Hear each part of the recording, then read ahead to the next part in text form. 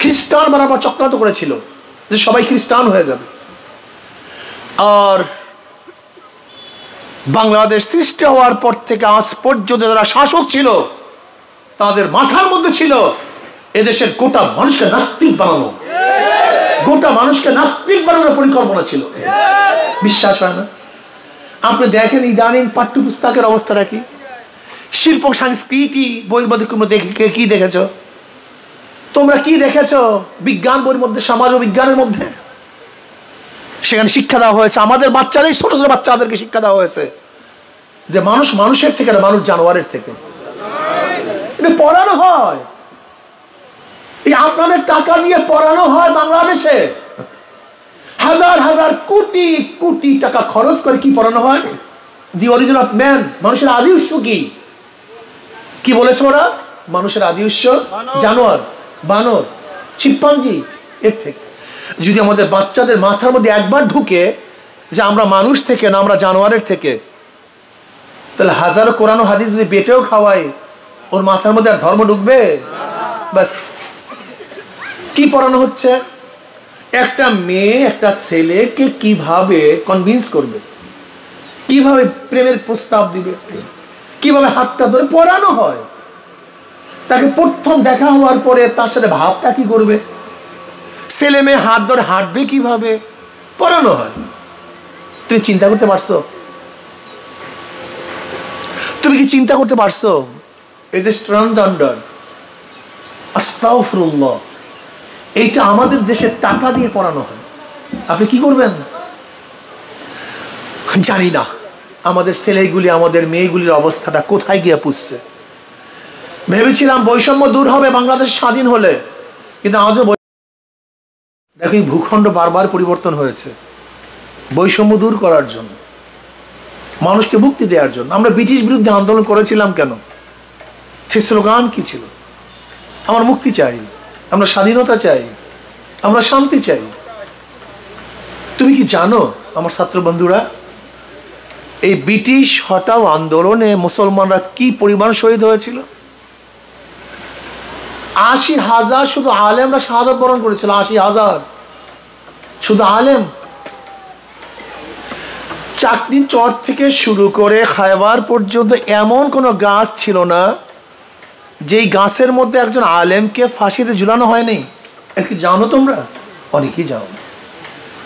তুমি কি জানো ব্রিটিশ হটাও আন্দোলনের সূচনা কে করেছিল? ইতিহাস পড়ানো হয় না, ইতিহাস জানানো হয় না। ব্রিটিশ হটাও আন্দোলনের প্রথম সূচনা করেছিল শাহ আব্দুল আজিজ সাহেব রহমতুল্লাহ আলাইহি 1803 ঈসাই সালে। 1803 ঈসাই সাল, এখন হলো 2024। আর তৎকালীন সময় 1803 ঈসাই সাল, ওই সময় প্রায় 225 বছর আগে ব্রিটিশ হটাও আন্দোলনের সূচনা হয়েছে। ঠিক না? মুসলমানরা আন্দোলন করেছিলেন, সংগ্রাম করেছিলেন। এই বাংলার মধ্যে ৮০,০০০ মাদ্রাসাকে ধ্বংস করা হয়েছিল। ৮০,০০০। দিল্লির মধ্যে ১,০০০ মাদ্রাসাকে ভুলুণ্ঠিত করা হয়েছিল। লক্ষ লক্ষ মুসলমানদেরকে শহীদ হইতে হয়েছিল। হাজার হাজার হাজার হাজার আলেমরা হিজরত করতে বাধ্য হয়েছিলেন। কিন্তু আমরা পিছপা হইনি। ব্রিটিশদেরকে দেশ থেকে তাড়াতে, সরাতে, ভাগাতে বাধ্য করেছিলাম। ভেবেছিলাম এবার মানুষ মুক্তি পাবে, শান্তি পাবে। কিন্তু সংখ্যাগরিষ্ঠ ভারতের মানুষগুলি এই আমাদের মুসলমানদের সাথে বৈষম্য করছে, জুলুম করছে, অত্যাচার করছে, অবিচার করছে, আমাদের অধিকার দেয় নেই। তুমি কি জানো এখানে যারা মুরব্বীরা আছে তারা জানতে পারবে, এমনকি মুসলমানরা অনেক হিন্দু জমিদারের বাড়ির সামনের থেকে ছাতি মাথায় দিয়ে যেতে পারত না, জুতা পরিধান করে অনেক হিন্দু জমিদারের বাড়িতে যেতে পারত না। মুসলমানদেরকে ধুতি পরতে বাধ্য করেছিল, উলুধ্বনি দিতে বাধ্য করেছিল। লক্ষ্মী পূজা এদেশের মুসলমানরা করত। এদেশের মুসলমানদের নামের পিছনে শ্রী শব্দ লাগানো হয়েছিল। শ্রী মোহাম্মদ শব্দ তুলে দেওয়া হয়েছিল। মুসলমানদের কৃষ্টি কালচার সব কিছু তছনছ করা হয়েছিল। কিন্তু এরপর ধীরে ধীরে ধীরে ধীরে আস্তে আস্তে আবার মুসলমানরা আস্তে আস্তে জাগ্রত হওয়া শুরু করেছেন। তারা আবার নিজেদেরকে চিনতে পেরেছেন, তাদের ইতিহাস ঐতিহ্যকে ফিরিয়ে আনার জন্য চেষ্টা করেছেন, মুসলমান আন্দোলন সংগ্রাম করেছেন। এর জন্য ব্রিটিশ এদেশ থেকে ভাগতে বাধ্য হয়েছে। আমরা ভেবেছিলাম ব্রিটিশ নাই, বৈষম্য দূর হয়ে গেছে, মানুষ শান্তি পাবে, কিন্তু না, মুসলমানরা শান্তি পায় নাই, মুক্তি পায় নাই, তারা শান্তিতে থাকতে পারে নাই।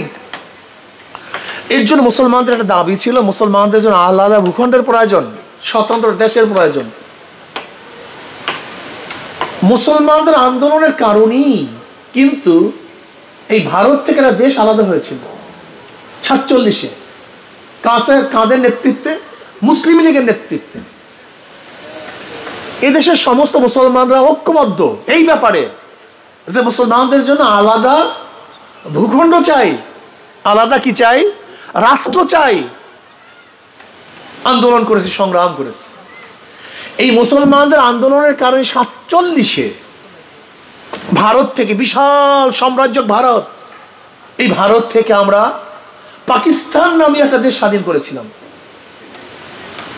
পাকিস্তান ভারতেরই অংশ ছিল, কিন্তু আমরা কি করেছি? স্বাধীন করেছি। তোমরা কি জানো 47-এ যদি দেশ ডিভাইডেড না হইতো তাহলে কিয়ামত পর্যন্ত আন্দোলন করতে পারতাম, কিন্তু বাংলাদেশ দেখতে না, এই লাল সবুজের পতাকা দেখতে না। বলে কেন হুজুর? তুমি দেখো, তৎকালীন সময় কিন্তু কাশ্মীর স্বাধীন ছিল, পাঞ্জাব স্বাধীন ছিল, হায়দ্রাবাদ স্বাধীন ছিল, সিকিম স্বাধীন ছিল, লেকিন থাকতে পারেনি। ভারত সব দখল করে ফেলেছে। এই হায়দ্রাবাদ ভারত দখল করেছে, পাঞ্জাব ভারত দখল করেছে, সিকিম লেনদীপ দর্জি, এই লেনদীপ দর্জির মাধ্যমে তাকে তাবেদার এক সরকার গঠন করার ভিত্তিতে বাস ভারত গোটা সেই সিকিমকে ভারতের অংশ করে ফেলেছে।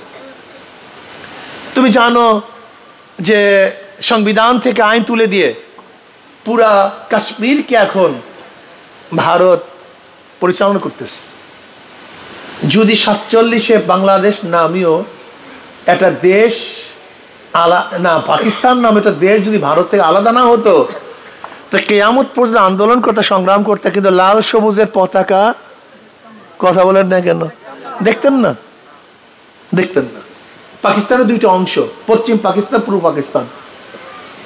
ভেবেছিলাম পাকিস্তান হলেই মানুষ শান্তি পাবে, মুক্তি পাবে। বলো তো, ভারত থেকে পাকিস্তান হওয়ার পিছনে কারণটা কি ছিল? ভৌগোলিক কারণ, ঋতুর কারণ, ভাষার কারণ? না, একমাত্র ধর্মীয় কারণ। জোরে বলেন কি কারণ ভাই? জোরে বলেন। সেই কারণটা কি? ধর্ম কি বলো তো? জোরে বলো কি? ইসলাম, মুসলমান। পশ্চিম পাকিস্তানের মানুষগুলি সংখ্যাগরিষ্ঠ মুসলমান, পূর্ব পাকিস্তানের মানুষগুলি সংখ্যাগরিষ্ঠ মুসলমান। মুসলমানদের কারণেই এই দেশ আলাদা হয়েছে। এখন বলো তো, যাদের কারণে দেশটা আলাদা হয়েছে, এই দেশটা কাদের? কথা বলো না কেন? এই দেশ কাদের? মাথার মধ্যে নাও, এই দেশ মুসলমানদের দেশ, অধিকার সবার। এই দেশ মুসলমানদের, অধিকার প্রতিষ্ঠান করেছে কেউ, পড়ার অধিকার সবার। বাজার করেছে কেউ, বাজার করার অধিকার। রাস্তা করেছে কেউ, হাঁটার অধিকার। তোমাকে মনে রাখতে হবে, দেশ মুসলমানদের, অধিকার সবার।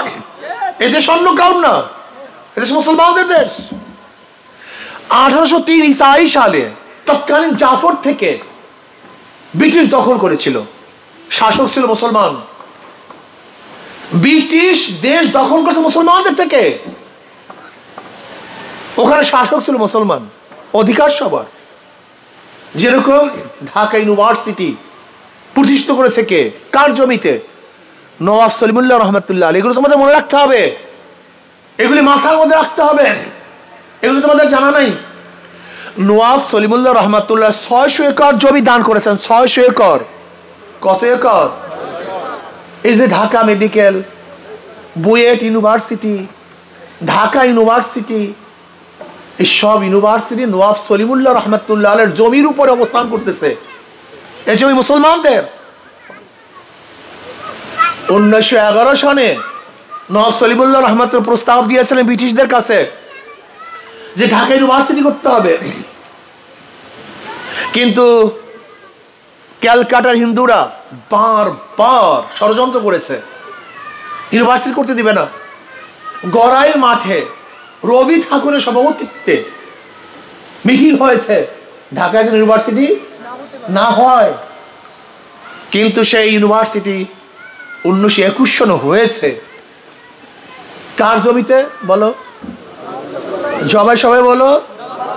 যেহেতু ইউনিভার্সিটি মুসলমানদের পড়ার অধিকার সমান, পড়ার অধিকার, আমি এই কথা বলবো না, দেশের প্রত্যেকটা নাগরিকের অধিকার সমান, সে মুসলমান হোক, হিন্দু হোক, খ্রিস্টান হোক, কিন্তু ইতিহাস জানতে হবে ইউনিভার্সিটি কাদের, এই দেশ কাদের, এই ভূখণ্ড কারা শাসন করেছে, এটার মধ্যে জানতে হবে।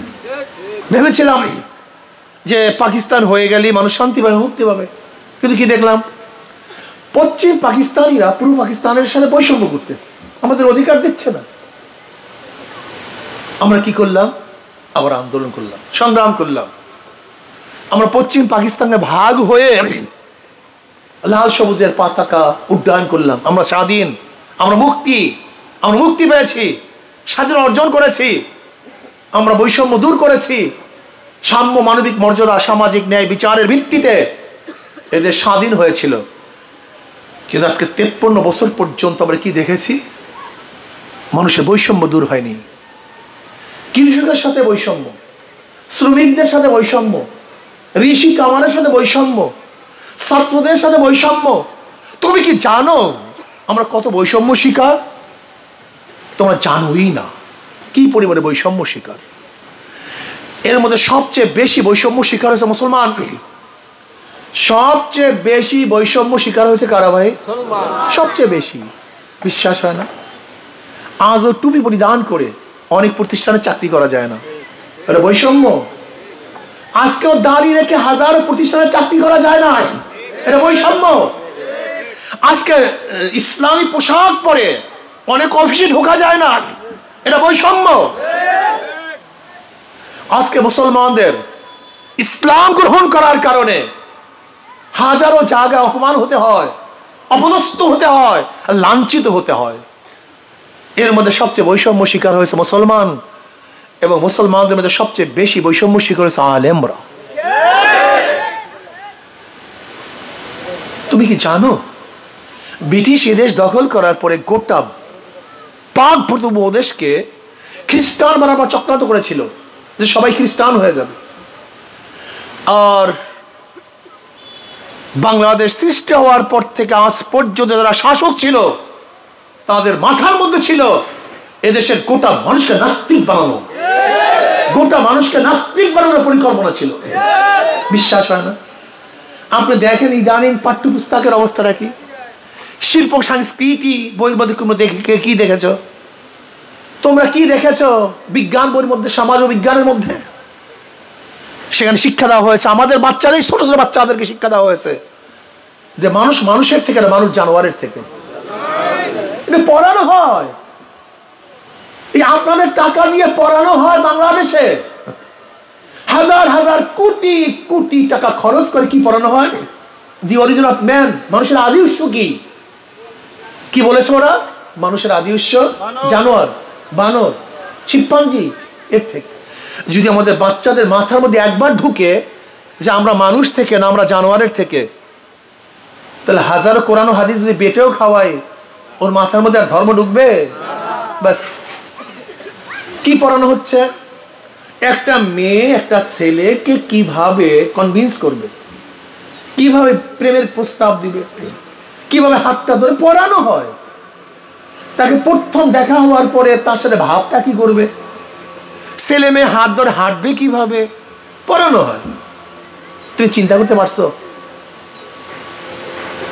তুমি কি চিন্তা করতে পারছো? এই যে ট্রান্সজেন্ডার, আস্তাগফিরুল্লাহ, এইটা আমাদের দেশে টাকা দিয়ে পড়ানো হয়। আপনি কি করবেন জানি না। আমাদের ছেলেগুলি, আমাদের মেয়েগুলির অবস্থাটা কোথায় গিয়ে পুষছে। ভেবেছিলাম বৈষম্য দূর হবে বাংলাদেশ স্বাধীন হলে, কিন্তু আজও বৈষম্য দূর